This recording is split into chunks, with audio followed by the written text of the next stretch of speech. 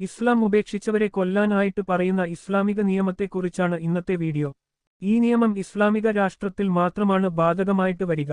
അതിന്റെ കാരണം എന്തെന്നാൽ ഇസ്ലാമിക രാഷ്ട്രത്തിൽ ആ രാഷ്ട്രത്തിന്റെ ഭരണഘടന ഖുറാനും ഹദീസുകളുമാണ്.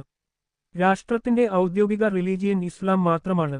അങ്ങനെയുള്ള ഒരു രാഷ്ട്രത്തിലെ പൗരന്മാർ ഒക്കെയും ഒരേസമയം തന്നെ പൗരന്മാരും ആ രാഷ്ട്രത്തെയും രാഷ്ട്രത്തെ ജനങ്ങളെയും അവരുടെ സ്വത്തിനെയും സംരക്ഷിക്കുന്ന പട്ടാളക്കാരുമാണ്. കാരണം ഇസ്ലാമിൽ ജീവിക്കുന്ന മറ്റു മതസ്ഥർക്ക് ഒക്കെയും നിർബന്ധിതപൂർവമായി രാഷ്ട്രത്തെ ആക്രമിക്കാൻ വരുന്ന ശത്രുക്കളെ പ്രതിരോധിക്കേണ്ട ആവശ്യമില്ല. അവരുടെ സ്വത്തും അവരുടെ കുടുംബവും ഒക്കെയും ഇസ്ലാമിക രാഷ്ട്രത്തിലെ ഭരണാധികാരികളെയും മുസ്ലിം പൗരന്മാരുടെയും സംരക്ഷണത്തിലാണ്.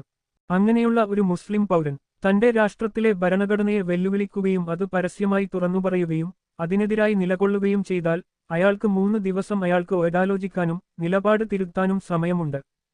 ഈ 3 ദിവസങ്ങൾക്ക് ശേഷവും ഇയാൾ ഇതേ തരത്തിലുള്ള രാഷ്ട്രത്തിന്റെ ഭരണഘടനയ്ക്കെതിരെ